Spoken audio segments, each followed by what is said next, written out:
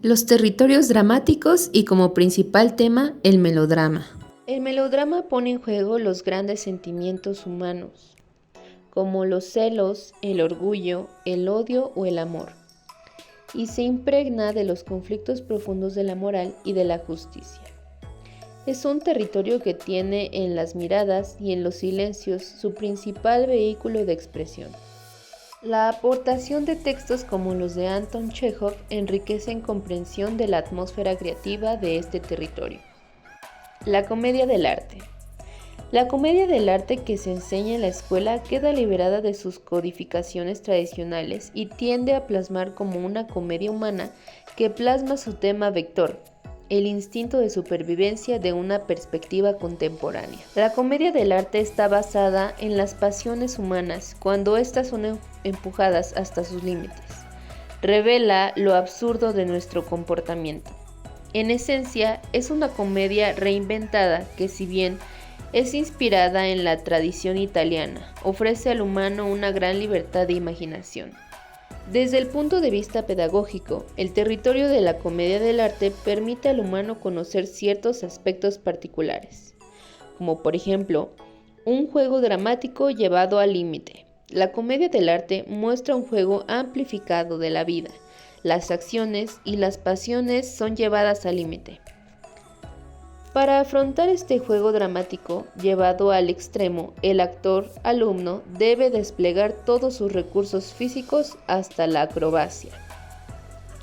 El desarrollo de un sentido táctico de actuación.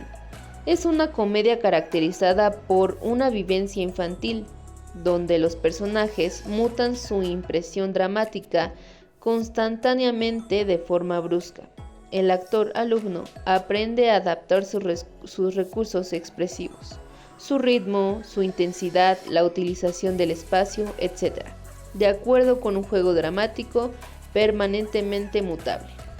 El uso naturalista de la voz.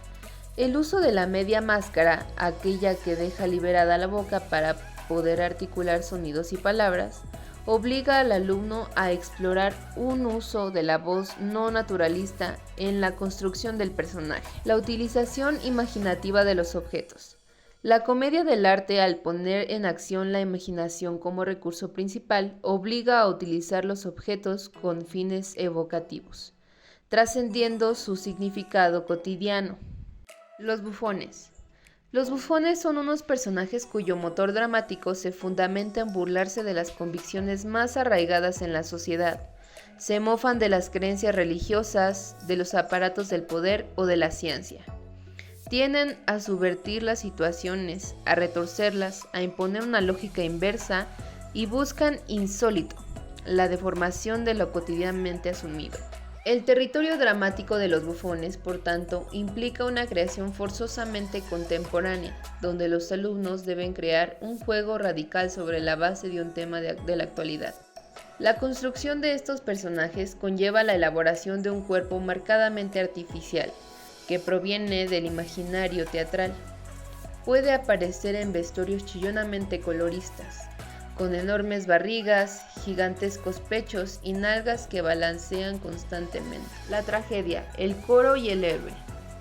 Partiendo de una inspiración originada en la tragedia de la antigua Grecia, en el territorio trágico, el coro constituye el elemento sobre el que orbita todo el juego escénico. El coro es el elemento esencial, el único que permite establecer un verdadero espacio trágico. Un coro no es geométrico, sino orgánico, como tal cuerpo colectivo. Tiene un centro de gravedad, unas extremidades y una respiración. Es una especie de célula que puede adoptar diferentes formas según la situación en la que se encuentre. Como elemento orgánico, el coro puede ponerse en acción a través del mismo proceso mimodinámico con el que se moldea la presencia de un personaje. El coro puede moverse como un azucarillo que se disuelve, como un papel que se arruga, un cartón que se dobla, una madera que se quiebra, un tejido que se desgarra. Llevado a la escena, la dinámica del coro y la utilización que éste hace del espacio y del tiempo prepara la aparición y balancea la presencia de otro gran protagonista de la tragedia, el héroe. Otro de los aspectos pedagógicos que conlleva la tragedia es el trabajo con los textos. El acercamiento a los textos se realiza a través del mismo proceso mimodinámico, es decir, se llega a los textos por medio del cuerpo. El proceso es el siguiente. Primera fase. Se elabora un conjunto de gestos que se inspiran en la dinámica interna del texto. En un primer momento, esta secuencia de gestos se realiza en silencio hasta que, paulatinamente, se van introduciendo las palabras del texto. Una vez seleccionados los gestos que mejor se adecúan a la expresión buscada, se pasa a decir el texto íntegro en inmovilidad, pero en una emisión que guarda la dinámica de los gestos que ahora se han eliminado. Segunda fase. Realizar la distribución de las voces del coro para poner en relieve el sentido del texto. Tercera fase. Puesta en escena del texto a través de un montaje que conjuga los momentos de inmovilidad, de desplazamiento y los gestos expresivos. Para que este proceso pueda darse, se necesita lo que Lecoq denomina textos con cuerpo, es decir, textos que permitirán traducir a una dinámica corporal aquello de lo que están hablando. El clown. La exploración del territorio dramático del clown constituye la última materia pedagógica de la escuela. Si seguimos el discurso de Lecoq, se puede decir que este personaje invierte la relación que el bufón mantiene con el público. Mientras el bufón se burla y se ríe del público con el clown, es el público el que se ríe del personaje. Efectivamente, el clown es ante todo un personaje que hace reír. Pero hace reír, he aquí la paradoja. Sin pretenderlo, conscientemente, sencillamente proyectando el lado irrisorio que habita en el propio actor.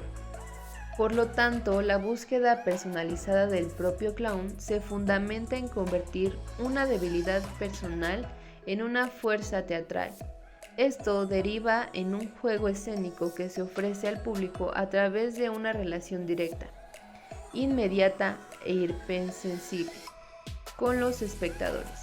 No se hace clown ante un público, se actúa con él. Al respecto, Lecoq advierte sobre desviaciones que han reducido el clown al uso de la nariz roja con fines de autocomplacencia o para conseguir una atracción gratuita. Muy al contrario, el clown necesita de una técnica y de un talento que debe trabajarse, algo que también proclama, aunque desde una perspectiva diferente. Uno de los cómicos más relevantes de la actualidad es Darío Fo. En un desarrollo posterior que permite prescindir de la nariz roja, a partir de la experiencia del clown, los alumnos elaboran espectáculos donde ponen en juego toda su imaginación teatral. A modo de conclusión, la influencia de la pedagogía de Lecoq. Con más de 50 años de trayectoria, la escuela de Lecoq ha sido una de las referencias más importantes y estables de la pedagogía teatral de la segunda mitad del siglo XX. Un espacio que, fundamentado en la investigación de las bases corporales de la creación escénica, ha cultivado un tipo de teatro que tiene como vector dramático el juego físico del actor.